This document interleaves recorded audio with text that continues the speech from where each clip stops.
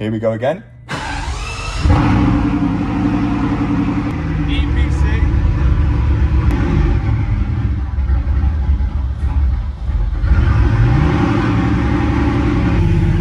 That sounds terrible. Yeah, Lynn's misfiring. Antes de levantar el coche en la rampa, había que comprobar primero una preocupación importante. Varios espectadores señalaron algo inusual en las imágenes anteriores, lo que parecía ser una posible grieta capilar en la caja de cambios. Una foto enviada por Bob resaltó la zona, y grabar en 4K realmente ayudó porque los espectadores pudieron notar detalles que no eran inmediatamente obvios durante la grabación. Curiosamente, cuando el coche fue listado originalmente en Copart, la descripción mencionaba grietas capilares en la caja de cambios. En ese momento se asumió que el problema se refería al soporte de la caja de cambios, que ya mostraba daños significativos. Sin embargo, si realmente había una grieta en la propia carcasa de la caja de cambios, podría significar que todo el coche tendría que desmontarse nuevamente para repararlo. Eso obviamente cambiaría el plan del día. Así que el primer paso fue levantar el coche e inspeccionar el área de cerca. We test the gears.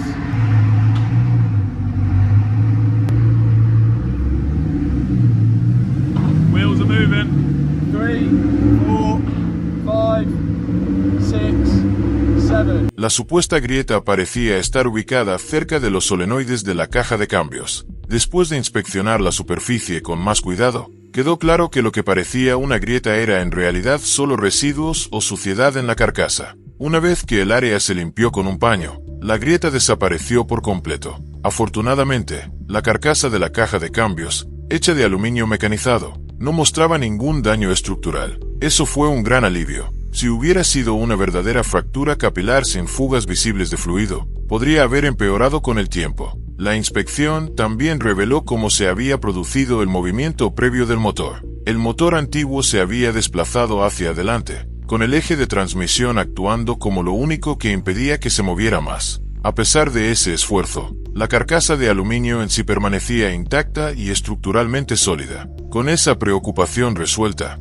la atención se dirigió a la electrónica. Dado el estado del coche, se esperaba que el tablero estuviera lleno de luces de advertencia y códigos de fallo. Aún así, escanear el sistema ayudaría a identificar qué problemas eran reales y cuáles eran simplemente el resultado de componentes desconectados. El plan era leer los códigos, borrarlos, reiniciar el coche y luego ver qué errores regresaban. Otro objetivo era probar nuevamente la caja de cambios. Anteriormente, el coche solo había logrado engranar la primera marcha. Esta vez, el objetivo era ver si podía pasar por toda la gama de marchas. Usando un escáner de diagnóstico proporcionado por Autel, el sistema se conectó al coche. Una vez que el motor se puso en marcha, la caja de cambios se probó mientras las ruedas estaban en el aire. La transmisión logró pasar por las marchas hasta la séptima e incluso entrar en reversa. Sin embargo, el tablero estaba completamente lleno de luces de advertencia, lo cual era de esperar dado el número de sistemas que aún no estaban completamente conectados.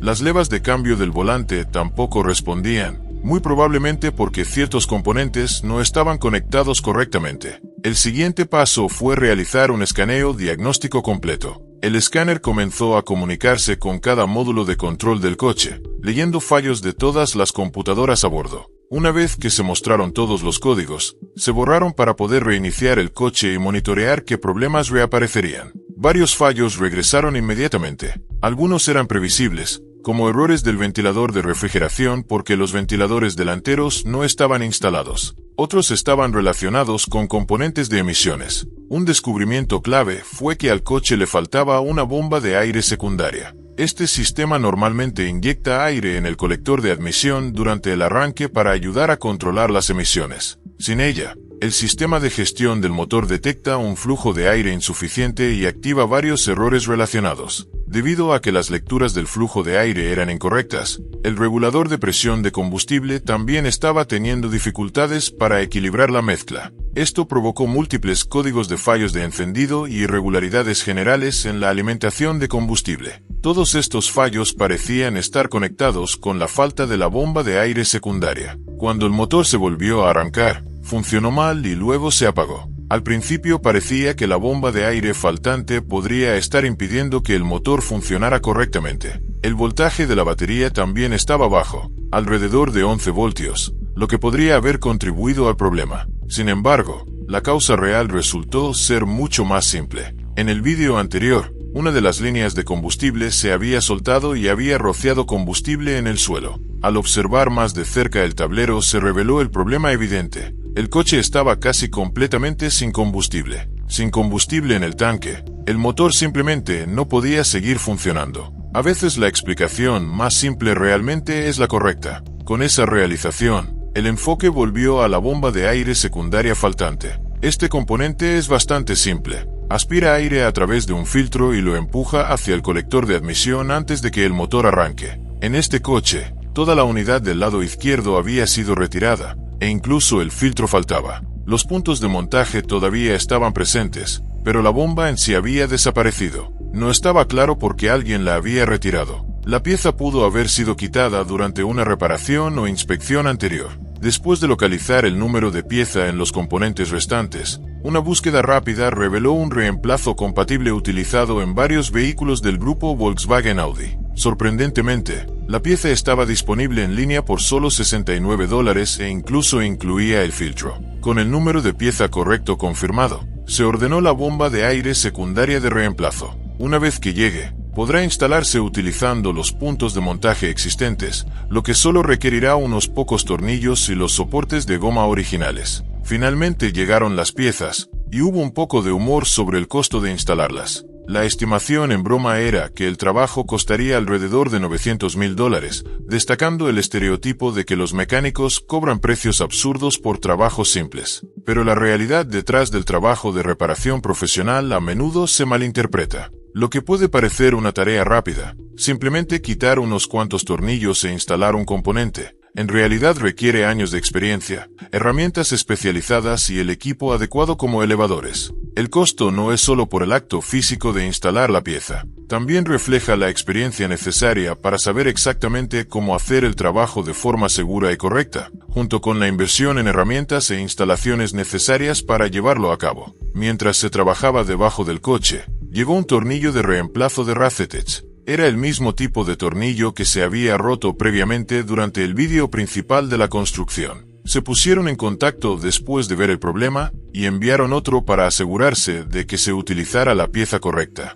Algunas personas habían cuestionado si el reemplazo coincidiría con el original, pero visualmente parecía casi idéntico, solo ligeramente más largo, con un par de roscas adicionales. Antes de instalarlo, era necesario comprobar la profundidad del orificio roscado para asegurarse de que el tornillo más largo aún encajara correctamente. El siguiente paso importante fue apretarlo con la especificación de torque correcta. Curiosamente, los valores exactos de torque habían aparecido recientemente a través de un mensaje inesperado que contenía detalles técnicos como especificaciones de torque y procedimientos de la caja de cambios. Las instrucciones sugerían un rango de torque de aproximadamente 20-35 Nm. Usando una llave dinamométrica, el tornillo se apretó gradualmente mientras se monitoreaba cuidadosamente la lectura. El objetivo era mantenerse dentro del rango seguro sin arriesgar otro tornillo roto. Después de probar la tensión y verificar nuevamente con la llave dinamométrica, el tornillo quedó asegurado con un ajuste conservador para evitar ejercer estrés innecesario en el sujetador.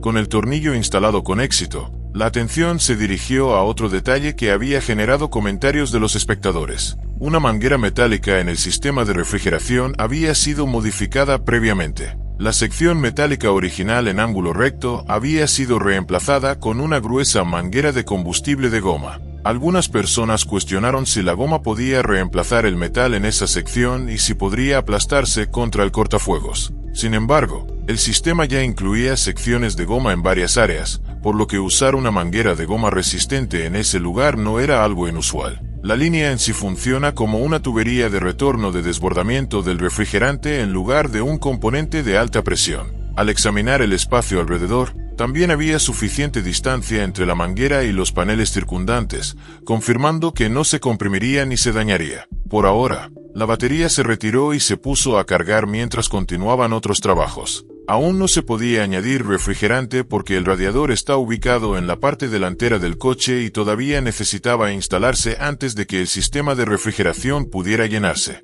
Al mismo tiempo, comenzó la planificación para el aspecto final del coche. La idea era crear un diseño audaz de 2 tonos. El concepto consistía en mantener la sección delantera del coche en color púrpura desde las puertas hacia adelante, mientras que el techo y la parte trasera se terminarían en negro. Algunos componentes visibles en la parte trasera permanecerían púrpura para que el color destacara una vez que se instalaran los paneles de la carrocería. Para equilibrar el esquema, se podrían añadir acentos más claros como blanco o plateado en ciertas secciones interiores. Es un enfoque audaz, especialmente considerando lo vibrante que será el interior en la próxima etapa de la construcción. Una vez que se aplica la pintura, no hay vuelta atrás, por lo que el diseño debe decidirse cuidadosamente de antemano. Durante el proceso, también se hicieron visibles más componentes ocultos bajo la carrocería, incluidos los intercoolers de carga. Con las piezas retirándose e inspeccionándose gradualmente, el siguiente paso fue quitar el volante.